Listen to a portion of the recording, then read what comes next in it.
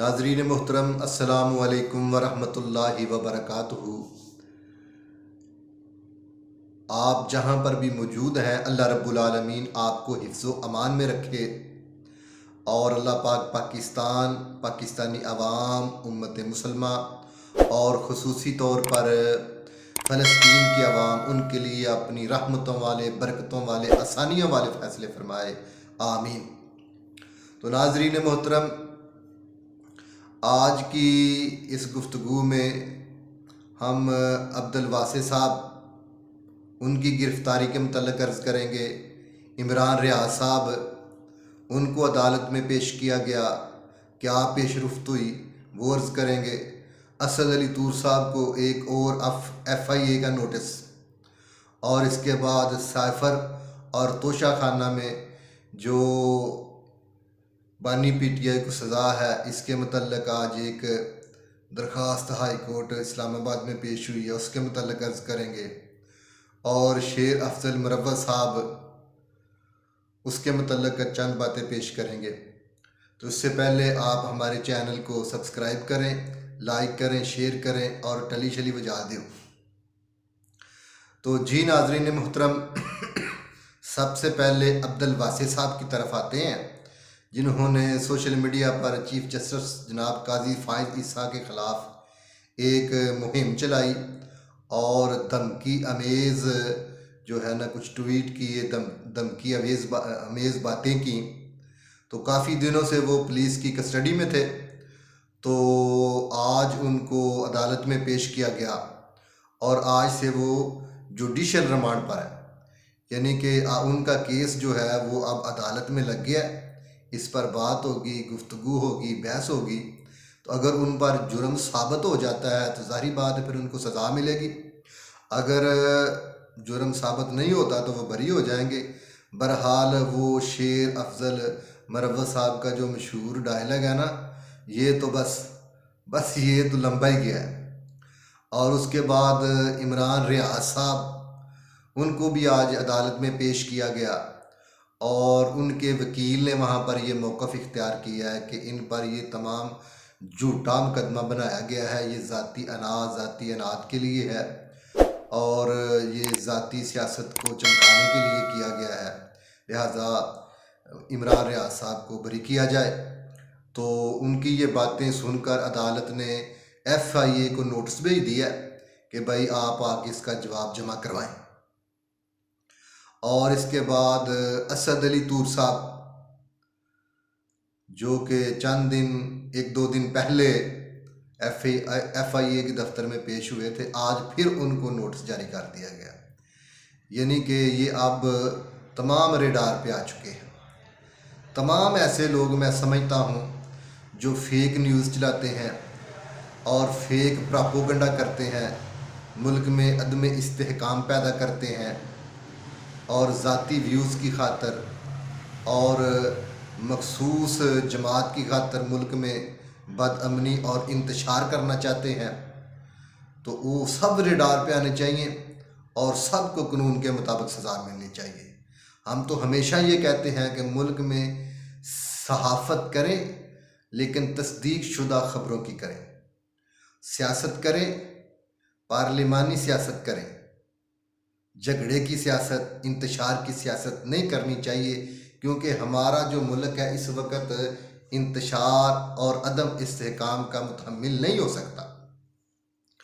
तो उसके बाद आ जाए इस्लामाबाद हाई कोर्ट में, जो आज खान साहब की ज़मानत के मतलब जो दरख्वास्त दी गई थी वो दरख्वास्त मंजूर हो गई है और 26 फरवरी को बाकायदा उसकी समाअत होगी और तमाम निकात को, तमाम पहलुओं को देखा जाएगा कि क्या ये सज़ा ठीक दी गई है, क्या ये सज़ा जो मुजरम है उसको अपने दफा का पूरा हक दिया गया है, सज़ा वक्त से पहले या वक्त के बाद तो नहीं दी गई।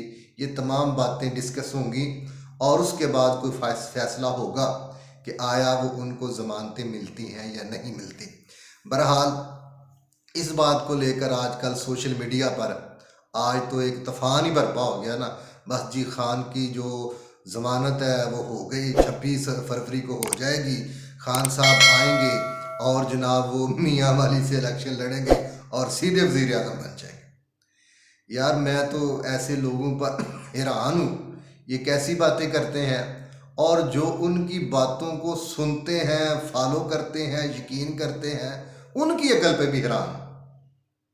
मेरे भाइयों, पहली तो बात ये है कि अगर खान साहब की ज़मानत हो जाती है इन केस में, तो अल्लाह करे हो जाए, तो फिर भी वो 90 मिलियन पाउंड का जो केस है उसमें गिरफ्तारी डली हुई है, 9 मई का जो केस है उसमें गिरफ्तारी डली हुई है। तो लिहाजा अगर हो ज़मानत मंजूर हो भी जाए तो अभी उनका बाहर आना मुमकिन नहीं है, अभी काफ़ी वक्त लग सकता है। तो आगे आ जाएं जी, शेर अफजल मरवत साहब, तो उन्होंने तो अपनी पार्टी में ही जो है ना जंग शुरू कर दी है। उन्होंने इस्लामाबाद में एक प्रेस कॉन्फ्रेंस की जिसमें उन्होंने कहा जनाब गोहर अली साहब, बैरिस्टर गोहर अली साहब जो है मौजूदा पार्टी के जो चेयरमैन हैं, ये उनकी कारकर्दगी इत्मीनान बख्श नहीं है। वो जो प्रेशर है उनको कबूल नहीं कर रहे, वो प्रेशर में आ जाते हैं, तो लिहाजा उनको इसलिए हम चेयरमैनशिप से उतार रहे हैं। तो ऐसी बातें, सख्त बातें की उन्होंने। तो जनाब पीटीआई के जो जनरल सेक्रेटरी साहब हैं उन्होंने इनको एक शोकाज नोटिस जारी कर दिया और उन्होंने कहा है कि जनाब आप ना गैर मशरूत माफ़ी मांगे। तो इस पर भी पीटीआई में 2 धड़े बन गए हैं। एक धड़ा तो कह रहा है कि ये बड़े हमारे दबंग रहनुमा है, इन्हों की वजह से हमारी जो इंतखाबात की जो कैंपेन थी वो बड़ी कामयाब हुई है, इसलिए इनको माफ़ी नहीं मांगनी चाहिए। तो एक धड़ा कहता है कि इनको माफ़ी मांगनी चाहिए। तो बहरहाल ये जो चेयरमैन तब्दील किए जा रहे हैं तो इनमें मजाज का बहुत फ़र्क है। जब 2 साथी इकट्ठे चलते हैं, मिलते हैं, तो उनका मिजाज मिलना बहुत ज़रूरी होता है। तो पीटीआई की जो जमात है उसका मिजाज कुछ और है और बैरिस्टर गोहर अली साहब उनका मिजाज कुछ और है। बैरिस्टर गोहर अली साहब पढ़े लिखे और सुलझे हुए आदमी हैं, सुलझी सियासत करते हैं, सुलझी गुफ्तगू करते हैं, पार्लिमानी सियासत करते हैं। और जो पाकिस्तान तहरीक इंसाफ की पार्टी है उसका मिजाज जो है वो ज़रा कुछ और है, वो जारहाना सियासत की जो है ना मिजाज रखते हैं पीटीआई वाले। तो इसलिए वो उनका चलना जो है ना मुश्किल था, तो लिहाजा उन्होंने अली ज़फ़र को नामज़द किया है, वो पाकिस्तान तहरीक इंसाफ के नए चेयरमैन होंगे। तो शेर अफजल मरवत साहब ने जनाब उनको भी रगड़ा दे दिया है, तो उनको नोटिस जारी हो गया। देखो वो माफ़ी मांगते हैं या नहीं मांगते। तो ऐसा आदमी जिसकी गुफ्तगू गैर पार्लिमानी हो और बड़ी रफ सी गुफ्तगू हो, और हमने तो ये भी सुना है कि वो इससे कबल जज रह चुके हैं। तो अगर जिस मुल्क की इस तरह के जज होंगे जिनकी गुफ्तगू रफ सी गुफ्तगू है, गैर पार्लिमानी गुफ्तगू है, तो उस मुल्क का खुदा ही हाफिज़ है। आज वो शेर अफजल मरवत साहब जियो के एक प्रोग्राम में थे, तो वहाँ की एक एंकर जिसका नाम था फरवा वहीद, उन्होंने कुछ सख्त सवाल कर दिए।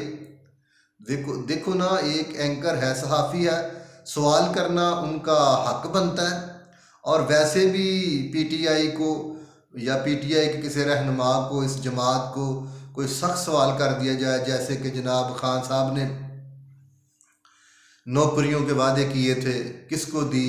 खान साहब ने घरों के वादे किए थे, किसको दी? खान साहब ने क्या क्या वादे किए थे को पूरा किया? तो बजाय वो इसका जवाब दें, वो आपके गिरेबान तक आते हैं। उनकी बस सोशल मीडिया पर शायद तरबियत ही ऐसी हुई है। बहरहाल शेर अफजल मरवत साहब, उनके अब दिन जो है ना मेरे ख्याल में गिने जा चुके हैं। अब वो रडार पे आने वाले हैं और अब उनके जो वो हीरोवाना स्टाइल थे ना, वो ख़त्म होने वाले हैं। और आप आइंदा चंद दिनों में सुन लेंगे कि जनाब वो जो है ना, उनकी अब बुरे दिन शुरू हो गए हैं। तो बहरहाल हमें पार्लिमानी गुफ्तगू करनी चाहिए, अच्छी गुफ्तगू करनी चाहिए, अच्छी सियासत करनी चाहिए, अच्छी सहाफ़त करनी चाहिए, जिसमें मुल्क में इस्तेहकाम आए, जिसमें मुल्क में बेहतरी आए, जिसमें मुल्क अच्छाई की तरफ जाए, ना कि इंतशार की सियासत करें, ना कि बदअमनी की सियासत करें, ना कि तखरीबकारी की सियासत करें। अल्लाह मेरा और आपका हामी व नासिर हो। अस्सलामु अलैकुम वरहमतुल्लाहि वबरकातुहू।